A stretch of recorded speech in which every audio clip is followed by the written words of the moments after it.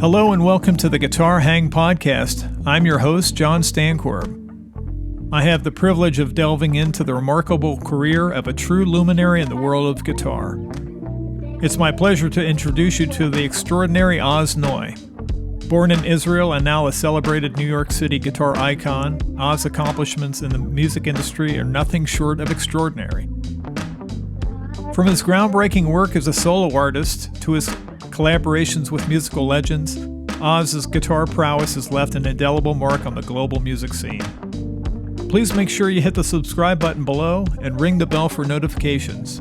And now, let's hang with Oz Noy. I'm always curious, for somebody like yourself, is there there's people that'll come up to you on gigs and want to talk about certain stuff, and then there's other people like myself, or maybe in magazines, and are there things that you're surprised that people don't ask you, that you or anything that you feel like is a topic that is under illuminated? Or there's one topic that bothers me. I can talk about that. that would be great, just because that's a great launching point. Yeah. I find it really odd these days because, fusion has become this kind of bad word because in the 80s it had a bad rap for a good reason, really. Yeah. And then it became very technical and very, so let's say the jazz snobs or whoever can, they always kind of think about fusion is kind of like the bad word. And I don't really associate with it in that connotation because the way people really think about it, it's correct, Yeah. But if you really think about the history of it, it started with Chick Corea and with Miles and with all those guys and McLaughlin and all those guys. So fusion is just basically a mix of a couple of things, couple styles. But what I found interesting today, and it kind of, in a way, I don't know if it pissed me off, but it just kind of, I find it to be odd that I found that in the jazz world today, a lot of people basically playing fusion now because like listen to Robert Glasper, that's fusion. That's a mix of a couple of things. I can name a lot of other guys like, Rosenwinkel, all those guys, it's fusion. It's like a mix of a couple of things. Right. That put together. No, guitar player doesn't even play. Jazz guys, some of them don't even play with clean tones anymore. And it's like, so I just find it funny that it still has a bad connotation, but then the whole jazz world is fusion today to me, Right. I don't hear a lot of stuff that is still straight ahead, Right. So I don't know. I found it I found it to be a little it's kind of interesting, Yeah, I think the people that put up those gateposts of putting labels on things are doing things for reasons other than art. It's more of a commerce, or it's a nice way of saying, well, let's just put a label on Oz. He's fusion. That's it. He has, it's just sometimes people like to put other musicians in categories, almost like a sports figure. Like, okay, he's a wide receiver. He's not a running back. Yeah. He does this thing. But anybody that's followed your career, like myself, you do everything. Yeah, it's funny. I somebody wrote it, like a review on my latest album, and they wrote something at the end that said like, oh, it kind of keeps fusion. Like, he didn't write it as a bad thing. It like keeps fusion alive or keeps fusion fun. And I was like, dude, did you listen to the last 100 records that came out on jazz in the last couple of years? It's like, everybody's mixing shit now, you know what I mean? Yeah, which is a good thing. It keeps it vibrant, and it's yeah, I love it. Don't get me wrong. I'm not saying it as a bad thing at all. Yeah, it's a great thing. So yeah, I guess that's the thing, is that people want to kind of, and maybe it's players or not, people who don't play are more interested in categorizing it. Yeah, maybe whatever works. The last thing that you and your colleagues are discussing on a gig is what something is. Yeah. It's nobody cares, really. Yeah, and I think at the core of at least all the guys that I hear you play with and the people that are on your recordings, um, groove is at the center of Yeah, everything, and everything has its own unique groove to it. But that's the one thing that I think people would. In fact, as I there- bless you, as I think there- about creating a thumbnail for uh, this interview, my thought is that it at the heart of what you do is groove. I mean, when I think about if somebody says, "Well, what kind of music does he play? What kind of a player is he?" I say, despite whatever the tune might be, there's a strong, heavy absolutely, feel, 100%. and so that's something that might be an interesting place to um, talk about. You know, as you're coming up in Israel and you're listening to all your different influences, I guess that would have had to have been central for you. That's the thing that even before you could play really cool, intricate lines, you were interested in the Well, pulse. you know what it is when I grew up in Israel, I listened to Israeli music, which I still love, and there's great stuff, but it's definitely not based on grooves or anything like that. I grew up on the Beatles and on some American rock and European pop or whatever. But um, I started to do studio work when I was really young. I kind of got lucky, Yeah, so I got used to being in it, playing with a metronome and stuff like that, playing with a click. yeah, So by the time I was moving to New York, I was pretty professional as a guitar player.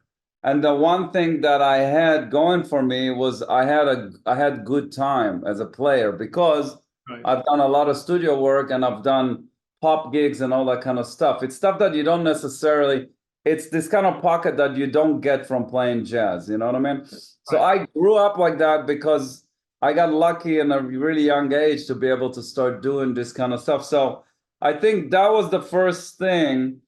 And then when I moved to New York, I got lucky to meet a bunch of friends of mine that just turned me on to really great drummers that I played with, and that kind of got me more into that direction.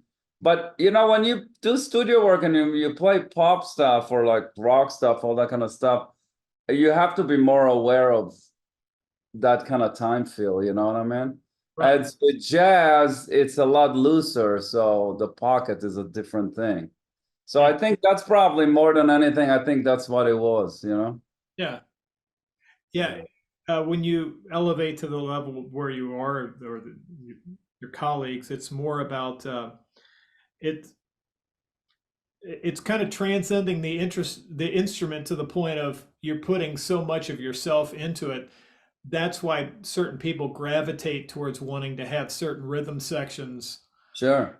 things, and or certain guitar players, because what you bring is a tangible thing that only you can do, or maybe only a couple of people in your field. You know, Hmm. people want that thing that you bring, and it could be the musical thing, the group, but it's also the the chemistry. Because I've seen so many pickup gigs go south just because the vibe, even before Well, you. the thing about chemistry for me is I play with guys that I play for a really long time.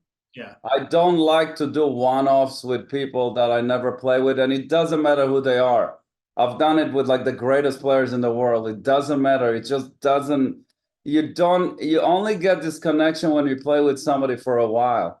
And yeah, it's great. Like, when you do a lot of gigs with somebody or you do a tour, at some point, there's guys that I've been playing with for so long that I don't even have to talk. It's like we just start playing and it's right there immediately. It's pretty amazing. yeah, So that's what I liked, and I got lucky to be able to do that. Not everybody is lucky enough to have the opportunity to do that because a lot of people are just too busy to moving around. But I somehow found a bunch of guys in New York and outside of New York too that I was able to play with them regularly for years. yeah, And I never also I'm the same way. I never go and record an album unless I played with the people before for a while. yeah. I don't believe in that stuff. maybe I'm not good enough to pull it off on the first. No, seriously, some people they're really good, like in like one take, kind of, on the first time, like boom, Yeah. To me, it's like it just needs to gel a little bit, Yeah. And that's the great thing about I've checked out some other interviews where you're kind of describing the process of when you're picking certain evenings. I mean, you're recording a lot of different evenings, and then when you go to do a record, Mm-hmm. looking at certain things that from your experience of playing those things live, which is Yeah. going to work really well, which You can't, I don't think, for me, I don't know, everybody's different. For me, I don't think I can get into the kind of depth or the core of a tune unless or make the best out of it unless I play it for a while and with the same people also. right. Because there's something happen where the music just gels, you know what I mean? Right. And also there is something to be said for the first time you play something, that's pretty jazz, but to me, I don't know, also getting into something and playing it a bunch and finding what you can do on it, and I like that also. Yeah. It seems like when in this day and age, especially on YouTube, there's a ton of discussion. I mean, a ton of discussion about gear, which everybody loves gear, but it sometimes seems like it's being put first, a little bit in front of the cart in front of the horse. It seems like the stuff that you've created as far as your live rig, it's not like there's a bunch of things there. It's very specific things that you could only get to from all the years of being out playing certain stuff and what works on the fly. Exactly, yeah. Yeah. Yeah, but it seems like there's no one answer. No one tube screamer is going to do everything for everybody. But it's like if folks have more experience playing with other musicians. Playing live, yeah. I, I was There is an art for doing studio work, of recording a studio and doing all this stuff, but but there's certain tools for that, and sometimes they're different than tools that you use for live, right. Or for improvisational music, let's say, because a lot of times when you play live or when you're improvising, you need fast access to things, you know what I mean? Right. And when you're in a studio, you can stop, you can tweak, you can do this, you can do that. It's a different approach, a different kind of thing. Yeah, and the thing that's kind of exciting, like I wanted to come out and see you and Tomo play. Yeah. I just had interviewed him right after we had spoken the first time. Yeah. On December 7th, it was my dad's birthday. I was hoping to get out to see you guys play, but I did get to see some video of a previous performance, and there's something very exciting about having an audience that's that close. Oh, sure. You feel like you're part of the audience, and that kind of interplay. And I was talking to Tomo about this, and I said there were moments that I would see the expression on your face as he was playing something that was just, he was elevating the song, and everybody was just, you could just tell it was like a band of brothers playing. It was such a family kind of vibe to it, which is absolutely, at the end, I think that's what we would all love. When we're little kids, we just want to be on a good team, being in a good band, whatever that might look like, whether it's metal or jazz or rock or country. We just want to be in a good band with our buds. Sure.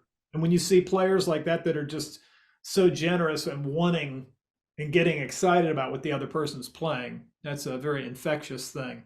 Yeah, I love doing two guitar stuff. I've done a lot of it. Tomo is really great with he's very, very good with kind of communicating with the audience, you know what I mean? Like he's got a lot of dynamics. Yeah. And it's like it works great, man. Like he really grabs the people in. It's kind of cool to watch, It's something that I don't do, you know what I mean? Like I play and I do whatever I play, but his thing is really, it's almost like extreme sports, I mean? It takes it really soft and really loud, it's but it grabs people. It really, really, people love it. Conversely, if you both were doing that, it might be a bit odd, Yeah. It's that it's that checks and balances and having different things. And Correct. yeah, and the liaison between what you're doing and the drummer is like the bass players that you're playing with. You can't say enough about guys like Will Lee and Yeah. Well, like, I don't want to put it in categories, but there's the A guys and then there's everybody else. And there's not a lot of A guys. Like, yeah, there's a lot of good players, but there's not a lot of right. A guys, you know what I mean? So It's a fair commentary. There's nothing wrong with, I mean, but we all know that there's a reason why Will Lee is on so many records, and he's still, you know what I mean?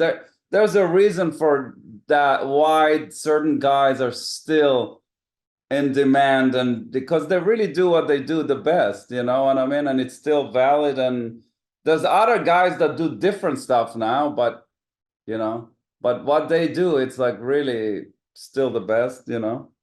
Yeah. Yeah. I mean, somebody like Will is, being a huge Beatles fan, doing the stuff that he's doing with the Fab Four, and then doing gigs like yours, but then doing the Jefferson Center or Lincoln. What's the Lincoln Center? Yeah, he does tons of stuff, you know? Yeah. Yeah. So it's amazing. It's interesting. I see you can't really get it till you're actually in those situations, but it's people don't really understand how much ability you need to have to pull certain kind of gigs like Will does or Sean Pelton or people like that off. It's like it's a lot more than only playing, you know what I mean? And somebody can hear it, they go like, oh yeah, that sounds good, I can do this. And I go like, well, you may be able to do it when you look at a video and you go like, I can play like that, but in real time and in the situation, you probably won't, you know? Right. So then that's where the A guys come in, because those are the guys that can really pull it off quick, and it's there, you don't have to fix anything. It's just they do it really well, and it's there, as opposed to somebody that think they can do it. They might be able to do it, but it'll take them longer. They might have to do a couple of takes, all this kind of stuff. That's why there's the A guys. Yeah. And I had heard from David Grissom. He had talked to Pat Metheny 20, 30 years ago, getting advice from Pat. And Pat just kept saying, gigs, gigs, gigs. There you go. And if you take that approach where it's taking as many gigs as you can, plus doing the studio stuff, it forms both left and right side of your brain in terms of vision that's required for studio stuff and just all the things that you're asked to do. Were you in studio scenarios where you may just have a basic chord chart and you're asked to come up with parts? Yeah, of course. Yeah. Because there seems to be a thing like in the early 70s, studio guys who would talk about heavy reading things if they're doing live film dates or whatever. Then there's guys like Steve Lukather who were saying, man, we would have just the basic. Yeah, I'm not a great reader. I read and I can hang, but I'm not a great reader. Like, I don't feel comfortable.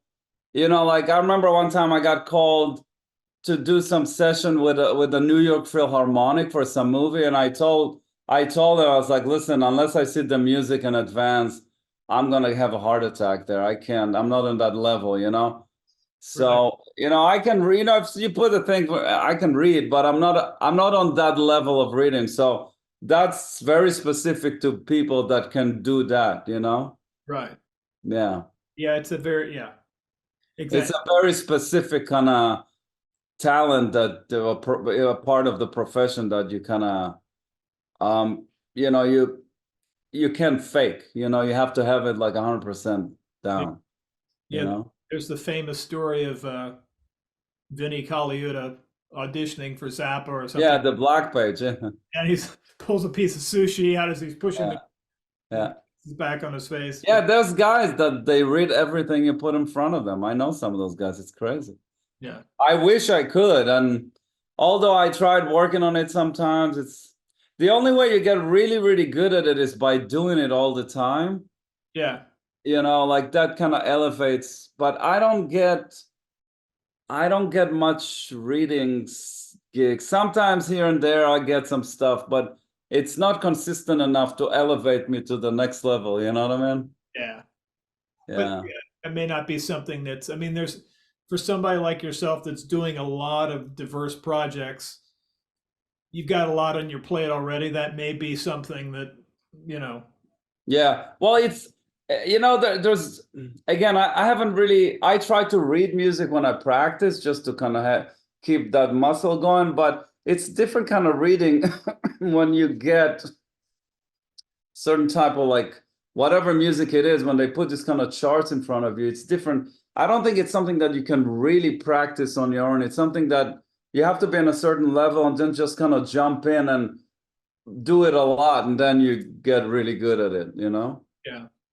When you're practicing things that are not reading, or maybe if you're working on things for like writing heads for tunes or whatever, uh, is it putting up your phone and just using a voice text to put down ideas, or how are you? I record a lot of ideas on my phone, yeah. But that's for writing. I always have, I record stuff and then once in a while listen to it and see if something jumps out, you know? Yeah, But the other type of practicing, like I'll read some Bach, stuff because I like it. Sometimes I'll read like classical guitar stuff, and then I'll practice whatever else I need to practice, I guess. It's kind of yeah, endless, you know? yeah, yeah. There's a million things that I'm sure that Yeah, I wish I didn't have to sleep.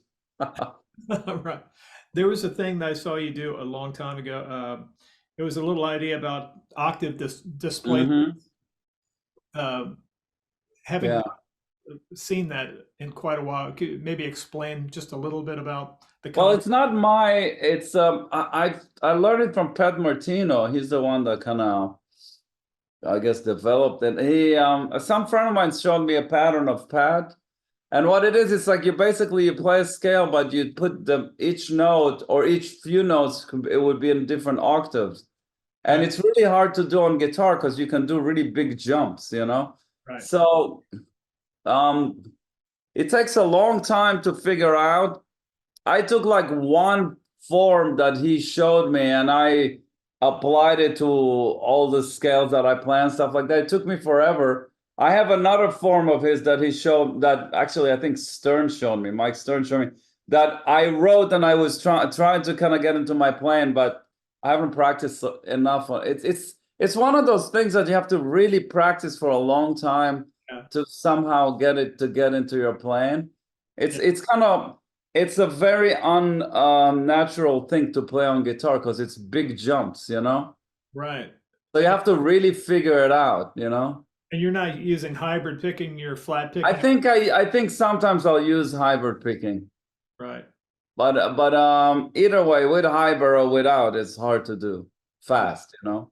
Yeah, yeah, Yeah. yeah. There's certain, and you wonder, well, maybe after spending a long time with it, it might find its way into your playing at Yes. some point, Yeah. but you never know with those things when you're improvising when that may come to you, something like that. The one thing that I did practice and figured out does come in my playing, but now when I wanted to do more of it, I just didn't have enough. I haven't practiced it enough for it to actually, come in my playing. But also the other thing is technically it's hard to do. Hmm. So sometimes you just have to be really in the moment where you think like, okay, I can do this jump now. You know what I mean? Right. Like it's jumping sometimes from the second string to the sixth string or stuff like that.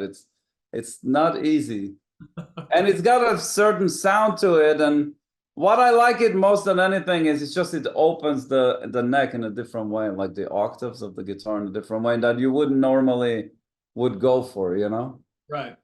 Yeah. That's pretty much what I like about it. Uh, I'm going to guess that you came up starting playing in the mid to late 70s. Is that about the right time frame? I know I started playing in the 80s. Oh, in the 80s. Okay. Yeah. I started playing and I started playing at 82. 82. Yeah. Yeah.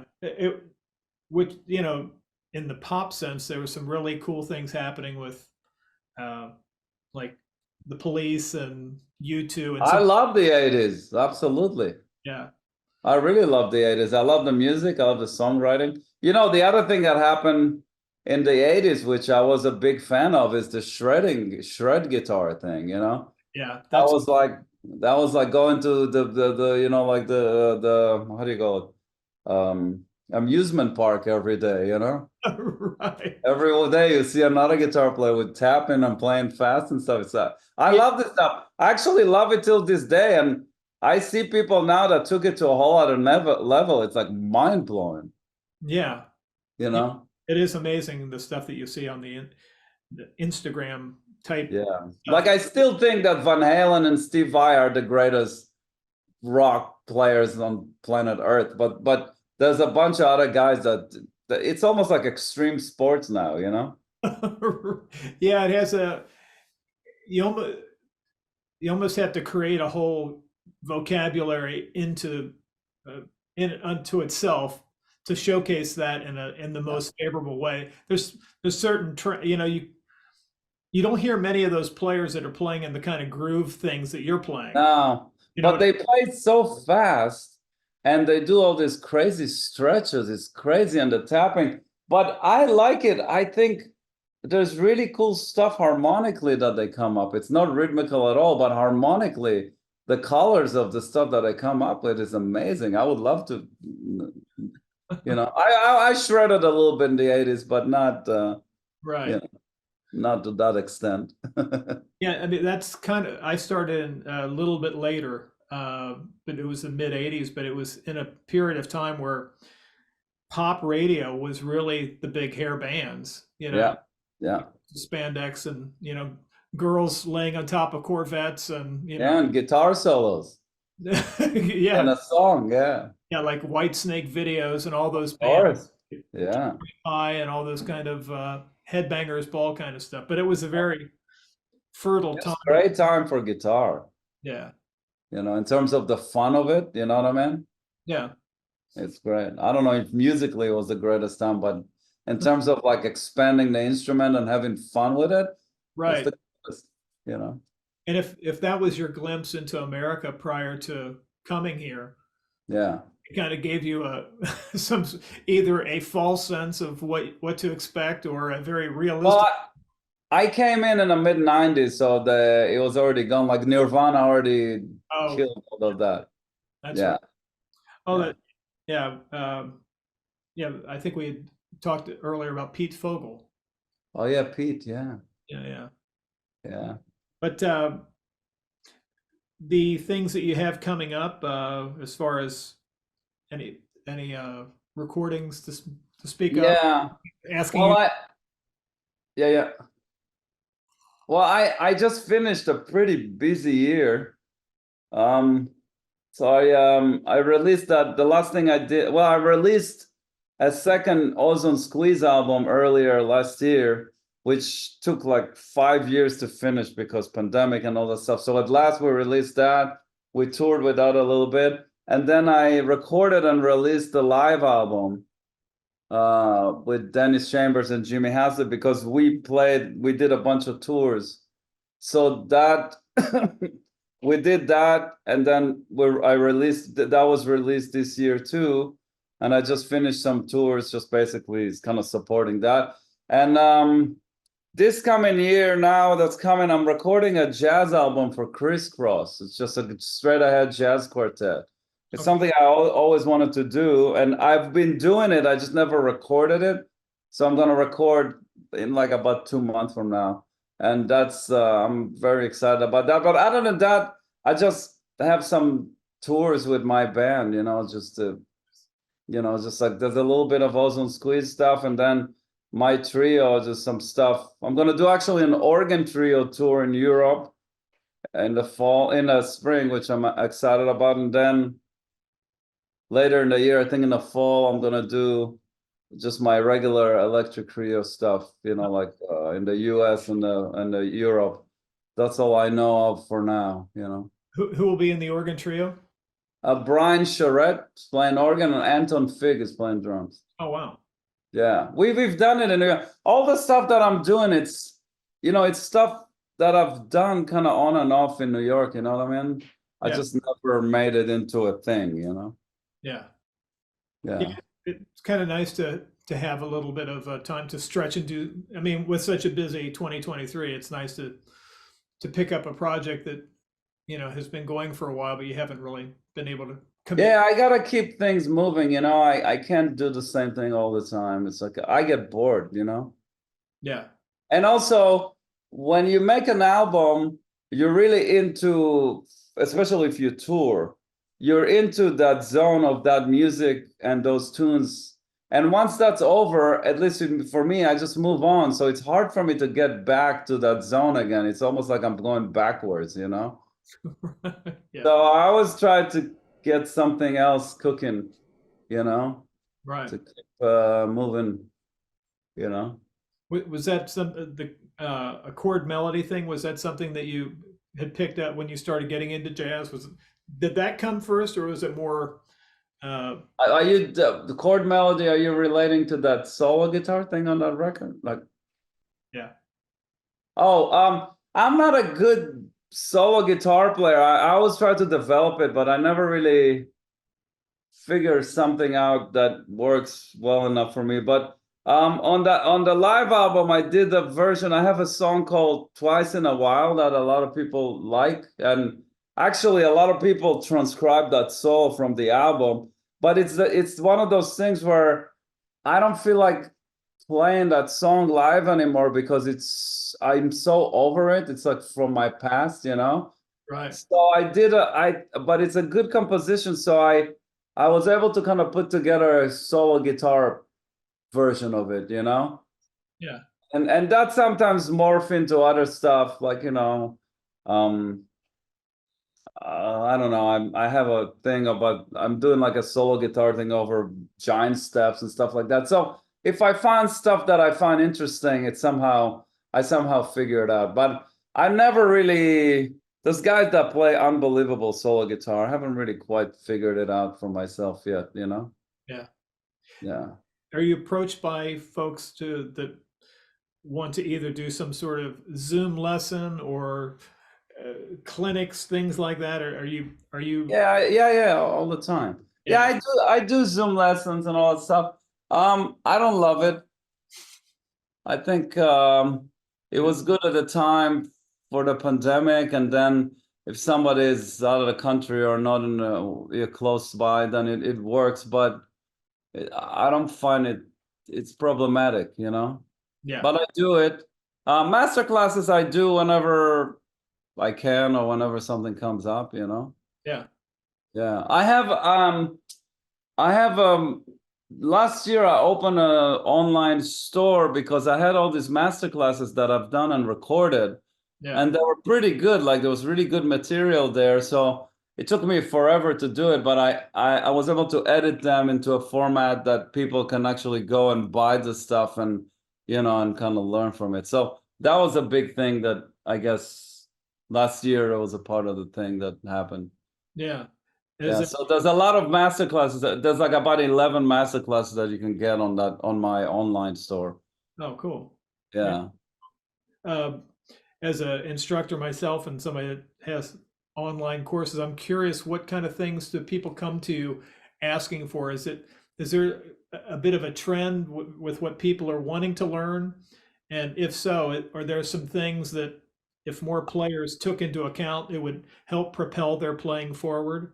I have a very funny answer for you. The answer, it doesn't matter what they want or what they ask. I can tell within a minute what they need and where they're at. Yeah, yeah, And a lot of times they're not even close to where they want to be, sure. which is kind of like, I know it's disappointing for a lot of people because they would come to me and they go like, "Oh, can you show me this and can you show me that?"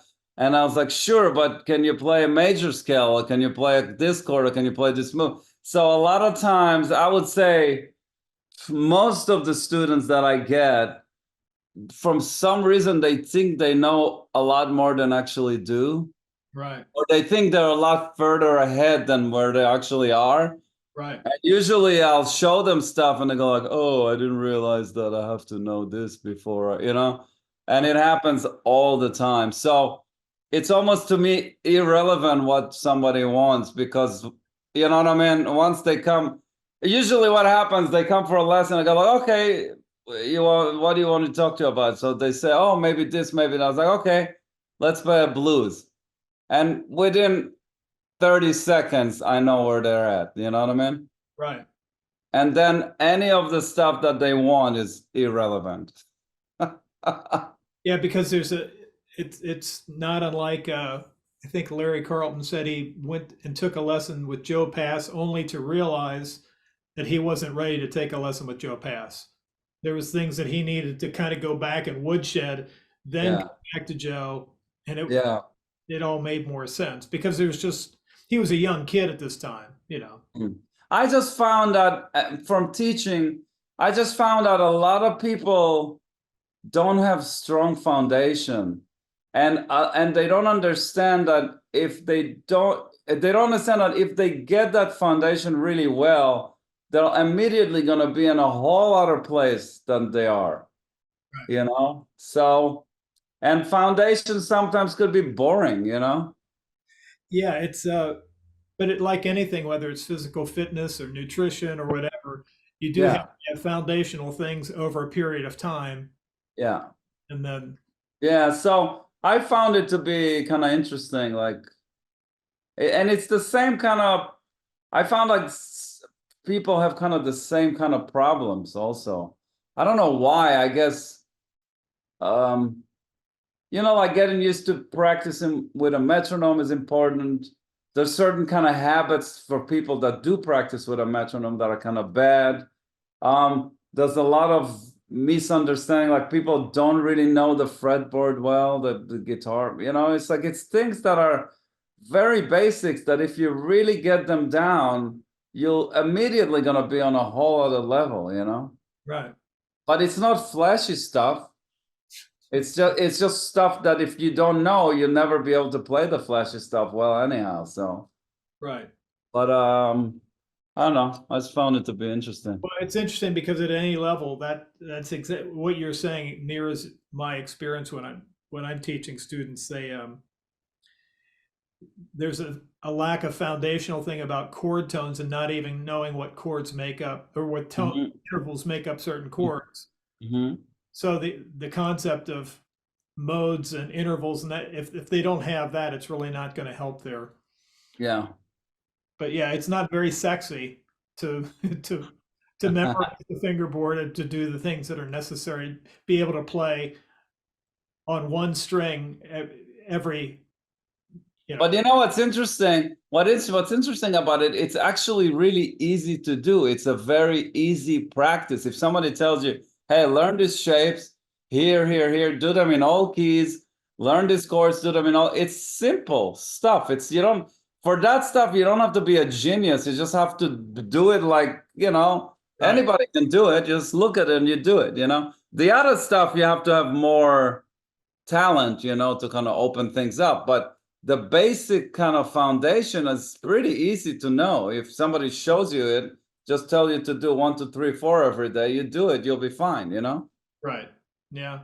And it's interesting. It's not a lack of being able to memorize things because I have students that can memorize minutia of sports details and stats, figures, and all that kind of stuff. But the concept of memorizing their fingerboard is just like, yeah. I don't know. I guess everybody's brain works differently. yeah. So, yeah. that I know you probably have to jump at 2 o'clock, right? You had something going on. I'm cool. Yeah, but around that, yeah. But Okay. if you have,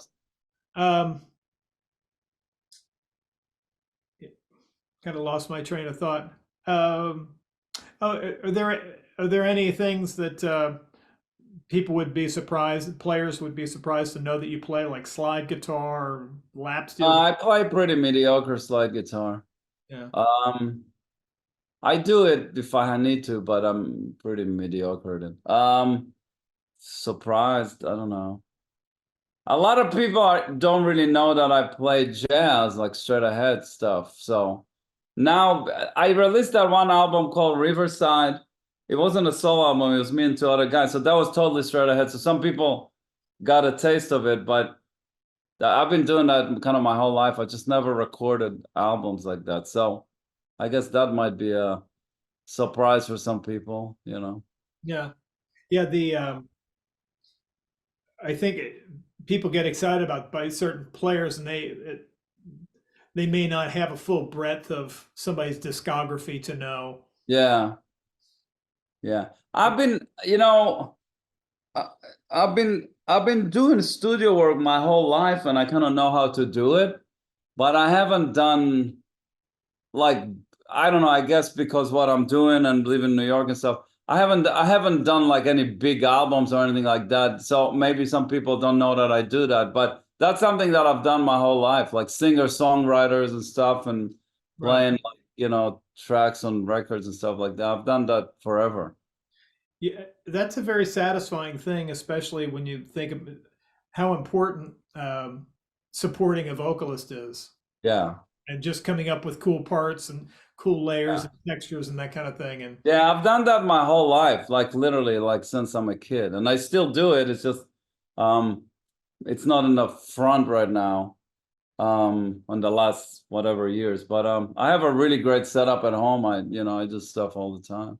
yeah, Uh, you know, I just did. I used to play with Gavin DeGraw. You know who that is? yeah, Yeah, so I played with him for a long time in the beginning, and then we stayed friends, and we always been in touch and stuff, but I haven't played with him in a long time.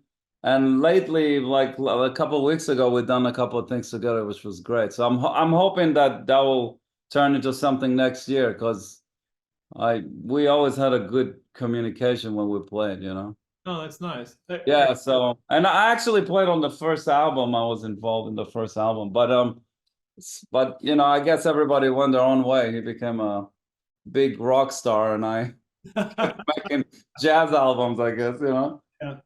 Are you a big fan of layering different acoustic guitars like Nashville? Yeah, yeah, I love that stuff. Yeah, yeah, me too. Yeah, yeah, yeah. Yeah, and finding sounds and stuff and textures and stuff. Yeah, my I also produce, like I'm not an active producer. I know how to do it, but I produce here and there, like, like songwriter stuff, but I don't have time to run after it, you know what I mean? right. So it's only if something kind of falls into my lap, you know what I mean? So here and there I'll produce stuff, Yeah. because I know how to do it, and I have the ability, and I have everything I need. Yeah, that's the one thing about the dividends that it paid for you to start so early in the studios. Yeah. It's something that will be a through line to your playing for your entire career that is just invaluable. It's Yeah, it's kind of interesting. I thought about, I sometimes I think about it as like, if I was able to do like all this extra stuff that's got nothing to do with my solo career, I don't know how I would have been able to make a living or survive in New York. yeah, Something would probably work out somehow, but I've done, there's so much of that stuff that I've done that made me able to do my solo career, my solo stuff, you yeah, know?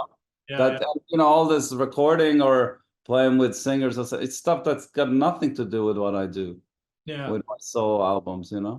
yeah. But there's the financial part of it, but there's also just the fulfilling thing, because if it was just doing, your own career, it doesn't. It's it's not a fast track to taking on other people's perspectives and Yeah. collaborating.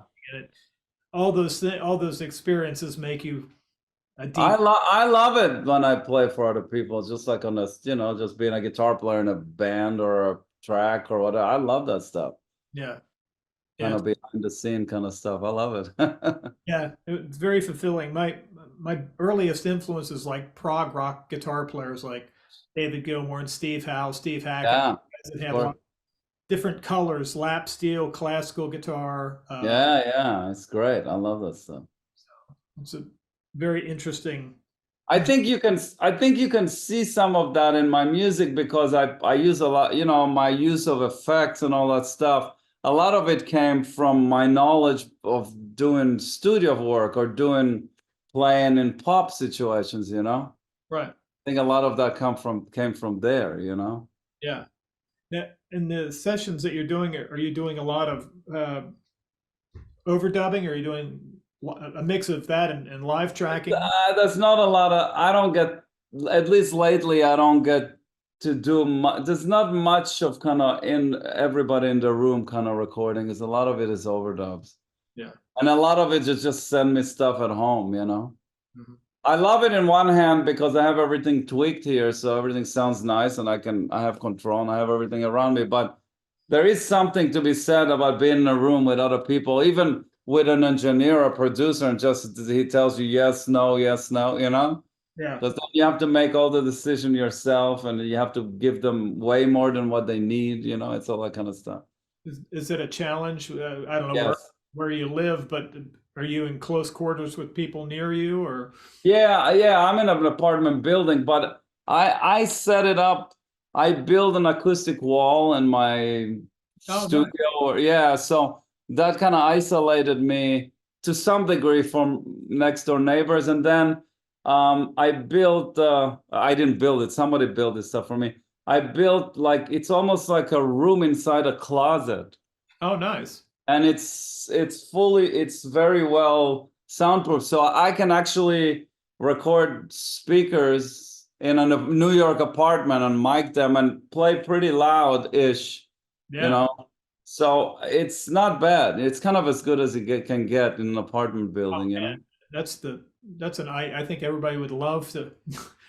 I think most of the guys that I knew as kids dreamt of living in New York, playing jazz gigs or doing studio stuff, recording in their own space, but being in New York. But you know what's interesting is now you really don't have to record amps anymore. You can like a mic, because there's so many things. Like I use the aux, the UA with aux with my amps, and it sounds fantastic. And there's so many things now that you don't even have to make noise to record, and they sound really good, you know? Oh yeah. So it's much easier now to to do this kind of stuff just at home, you know? Yeah, it's I don't think there's ever been a more brilliant time to record, and it makes it super easy for professionals. Yeah. However, for non-professionals, guys, that don't have a lot of experience, it's not helping because they don't have it's pretty easy to decipher who's really got it dialed in as far as when you. Because it's almost like you get some of those sounds already brought to you. They're ready to go, you know, instead of you kind of figuring it out. Yeah, but there is something to be said for having the experience of knowing, being able to sculpt certain frequencies so everything sits neatly in the mix. Yeah. That's something that you don't pick up overnight. You just kind of have to have done that as a livelihood for a long time. Yeah. And also knowing what not to play, you know what I mean? That's important. Yeah. Yeah. Yeah. Is the Tele that you have there your recent guitar of choice? I play with it a lot, yeah. I do a lot of the jazz quartet stuff now. Mm-hmm. Just because I'm preparing to record this album. So that's I really like this guitar. So it's a Jason Smith master build that he made for me from Fender Custom Shop. It's really nice. So that's been my kind of guitar I've been using a lot now. Are you using the what's the amp that I see you use from Two-Rock? Yeah, that's it. Yeah, I use Two-Rock all the time. Yeah. Yeah. Which I have some old Marshalls too, and I have old Fenders, but usually you'll see me play live with a Two-Rock. Yeah. Yeah. Awesome. Yeah. Well, thanks so much, man. You're a delight to talk to. Oh, man. Let me know when it's up. All right, I sure will. Thank you for tuning in to the Guitar Hang Podcast, interviews with noteworthy guitar players from around the world. Go ahead and hit the subscribe button and ring the bell for notifications to stay updated on our latest episodes.